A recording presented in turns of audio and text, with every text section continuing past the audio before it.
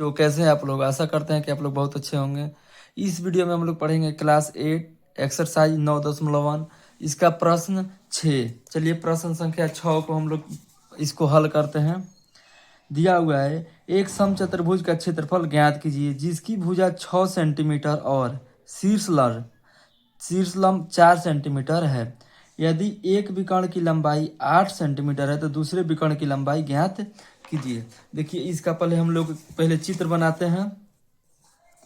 दिया हुआ है कि एक समचतुर्भुज है, ठीक है। एक समचतुर्भुज हम लोग बना लिए। इसकी एक भुजा की लंबाई कितना दिया हुआ है, एक भुजा की लंबाई 6 सेंटीमीटर। तो ए वाली भुजा की लंबाई 6 सेंटीमीटर दे दिए, ठीक है। और शीर्ष लंब यहाँ से यहाँ तक जो लंब दिया हुआ है ये कितना सेंटीमीटर, 4। तो ये हम लोग का हो गया 4 सेंटीमीटर। और विकर्ण, एक विकर्ण की लंबाई दिया हुआ है कितना, 8। तो इसको हम लोग D1 मान लिए, ये 8 सेंटीमीटर। और D2 ये हो गया हम लोग का दूसरा विकर्ण D2। तो D2 का विकर्ण हम लोग को क्या करना है, दूसरे विकर्ण की लंबाई ज्ञात करना है।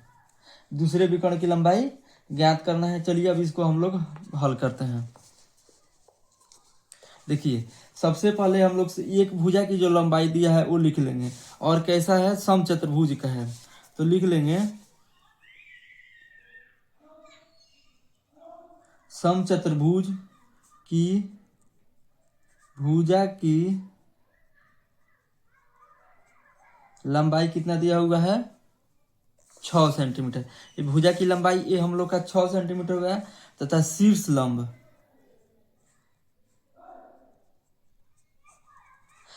लंब कितना है, यहां से यहां तक 4 सेंटीमीटर है। और देखिए एक विकर्ण दिया है, यानी कि विकर्ण इसको हम लोग D1 माने हैं, यानी कि इसको कह लेंगे विकर्ण। एक विकर्ण की लंबाई दिया हुआ है D1। D1 कितना दिया हुआ है, D1 हम लोग का है 8 सेंटीमीटर। और दूसरे विकर्ण की लंबाई D2। अगर ये कुछ नहीं दिया है तो इसको x मान लिए। क्या मान लिए, x। अब देखिए समचतुर्भुज का हम लोग क्षेत्रफल निकाल देंगे। फॉर्मूला होता है, दूसरा फॉर्मूला जो है समचतुर्भुज का क्षेत्रफल, एक होता है आधार गुणे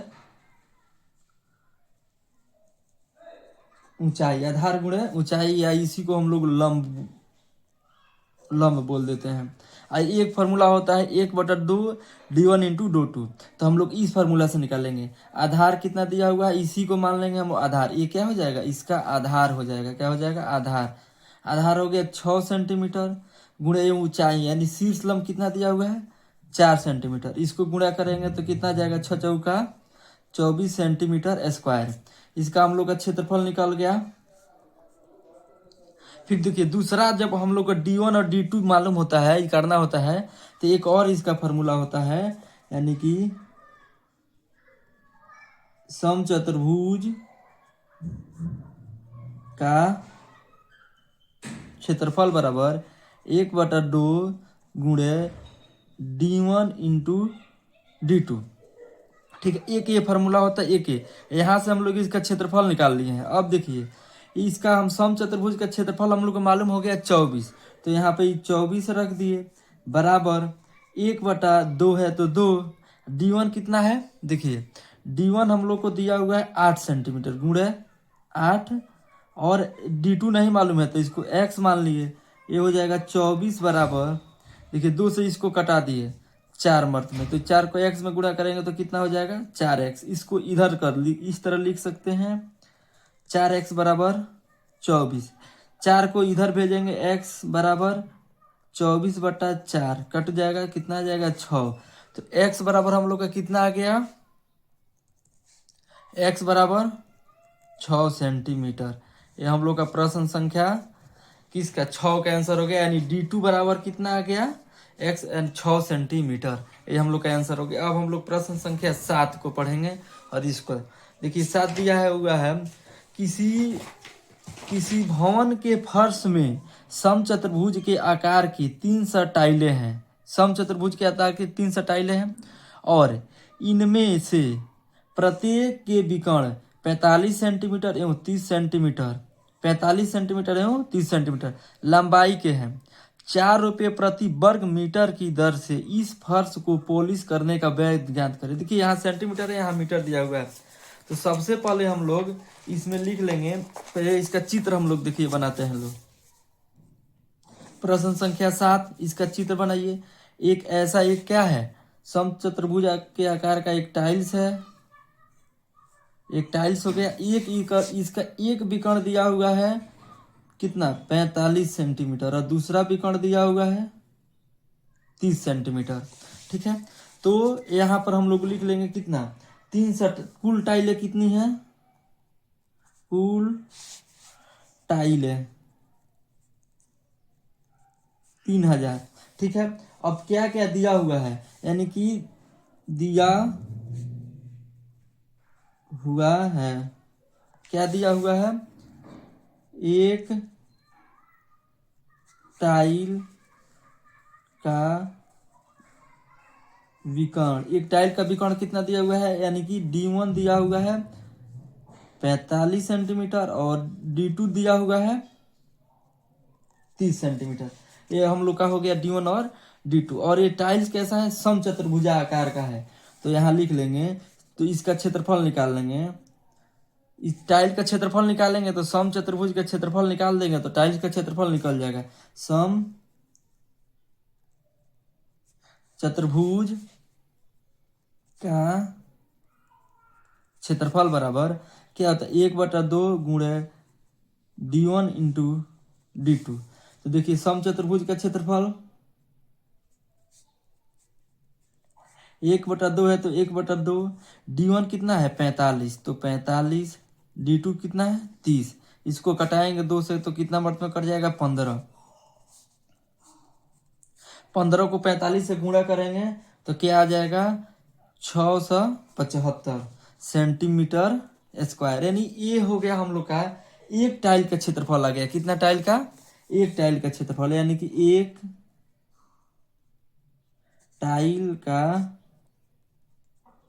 क्षेत्रफल बराबर 675 सेंटीमीटर स्क्वायर। अच्छा देखिए यहाँ पर दिया हुआ है कि मीटर में है और यहाँ किस में आया है सेंटीमीटर है। तो मीटर से हम लोग किस में बदल देंगे, सेंटीमीटर से मीटर में बदलेंगे। तो यानी 1 मीटर बराबर होता है 100 सेंटीमीटर। तो 1 सेंटीमीटर बराबर हो जाएगा 1/100 मीटर। यहाँ देखिए मीटर स्क्वायर है तो इसको मीटर स्क्वायर में चेंज कर लेंगे, सेंटीमीटर स्क्वायर। तो 1/100 गुणे 1/100 गुणा करेंगे तो क्या आ जाएगा 1/10,000, इतना आ गया। अब देखिए इसको हम लोग क्या करेंगे, इसको पहले 300 टाइल्सों का क्षेत्रफल निकाल देंगे और उसके बाद सेंटीमीटर में बदल देंगे। देखिए यानी कि 3000 टाइलों का क्षेत्रफल बराबर इसमें गुणा करेंगे 675 गुणे 3000। और यहाँ पर देखिए यहाँ सेंटीमीटर में है, इस सेंटीमीटर में मीटर में है, तो यहीं पर हम लोग कितना से भाग दे देंगे 10,000 से। 3 जीरो से 3 जीरो कट गया और इसको बटा 10 है तो इसको गुणा करेंगे तो कितना आ जाएगा, इसको गुणा किया जाएगा तो 25, 20, 25/10, इसको भाग कर देंगे। 1 जीरो है तो इधर से 1 दशमलव बैठ जाएगा, इतना मीटर स्क्वायर में आ गया हम लोग का। अब देखिए एक 300 टाइलों का क्षेत्रफल निकल गया। अब कह रहा है कि अगर एक वर्ग मीटर को पॉलिश करना है तो कितना रुपया लगेगा, 4 रुपया। तो लिखेंगे 1 मीटर स्क्वायर पॉलिश करने का खर्च बराबर कितना रुपया है 4 रुपया। तो इसी तरह इतना यानी 2.5 वर्ग मीटर स्क्वायर पॉलिश करने का खर्च। इसी तरह 2.5 मीटर स्क्वायर पॉलिश करने का खर्च बराबर 2.5 गुणे 4 इसको गुणा करेंगे तो कितना आ जाएगा 810.0 यानी कि 810 रुपया आ गया। ये हम लोग का प्रश्न संख्या 7 का आंसर हो गया। चलिए प्रश्न संख्या 8 को हम लोग पढ़ लेते हैं। प्रश्न संख्या 8, मोहन एक समलंब के आकार का खेत खरीदना चाहता है। मोहन कैसा खेत खरीदना चाहता है? समलंब के आकार का। इस खेत की नदी के साथ वाली भुजा सड़क के साथ वाली भुजा के समानांतर है, यानी ये दोनों भुजा आपस में समानांतर है और लंबाई में दुगुनी है, यानी ये वाला इसकी लंबाई से ये दुगुना है। इस खेत का क्षेत्रफल 10,500 मीटर स्क्वायर है तो दो समानांतर भुजाओं की बीच की दूरी लंबवत दूरी 100 मीटर है, तो नदी के साथ वाली भुजा की लंबाई ज्ञात करें। देखिए चलिए इसका पहले हम लोग चित्र बनाते हैं। दिया हुआ है एक इधर से सड़क गुजरा हुआ है और ये नदी है। ये क्या है? सड़क है, ये नदी है और इसके बीच की दूरी जो दिया है लंबवत दूरी 100 मीटर है। ठीक है, कह रहा है कि ये दोनों समानांतर है और इससे ये कितना है? 2 गुना है, तो इसको x मान लेंगे तो ये क्या हो जाएगा? 2x हो जाएगा। अब पूरे का क्षेत्रफल दिया हुआ है 10,500, तो जो दिया हुआ है वो लिखिए लंबवत दूरी कितना दिया हुआ है? 100 मीटर। अब दिया समलंब का क्षेत्रफल दिया हुआ है, समलंब का क्षेत्रफल दिया हुआ है 10,500 मीटर स्क्वायर। देखिए अब हम लोग मान लेंगे कि सड़क के तरफ की भुजा की लंबाई कितना है? x। माना कि सड़क के साथ वाली भुजा कितना है? x है, इसको x मान लेंगे। तो माना कि नदी के साथ वाली भुजा कितना हो जाएगा? ये x है तो ये कितना हो जाएगा? 2x। ठीक है, अब यहाँ पर समलंब चतुर्भुज का क्षेत्रफल निकाल देंगे। समलंब का क्षेत्रफल कितना दिया हुआ है? 10,500। अच्छा, समलंब का क्षेत्रफल क्या होता है? 1/2 समानांतर भुजाओं का योग। 1/2 समानांतर भुजाओं का योग। तो देखिए समानांतर भुजा कौन कौन है? एक ए इसके ये वाला यहाँ से यहाँ तक एक समानांतर भुजा हो गया और ये हो गया, तो इसको क्या लिख देंगे? x + 2x। ये समानांतर भुजा हो गया और गुणे ऊंचाई यानी कि लंब, तो कितना दिया हुआ है? इसके बीच की दूरी कितना है? 100, तो गुणे कितना हो जाएगा? 100 बराबर 10,500। ठीक है, 2 जीरो से 2 जीरो ऊपर से ऊपर हम लोग कटा दिए। अब इसको देखिए, ये 2 इधर आके गुणा हो जाएगा, तो और ये x और 2x जुड़ेंगे तो कितना हो जाएगा? 3x बराबर 2 क्या होगा? 2 इधर आके गुणा हो जाएगा, तो 105 गुणे 2। ठीक है, 3x बराबर इसको गुणा करेंगे तो क्या हो जाएगा? 5 दूनी 10 का 0, 2 से इसमें करेंगे तो 0 और 1 और यहाँ क्या हो जाएगा? 2। ये कितना हो गया? 210। 3 यहाँ है, इधर आएगा तो भाग कर देगा। 210 भागे 3 कटा देंगे तो 3 सत्ते 21, 1 0 है तो 1 0, तो x बराबर कितना आ गया? 70। यानी कि देखिए एक भुजा की लंबाई यानी उस सड़क वाली भुजा की लंबाई 70 आ गया, तो इसका निकालना है। तो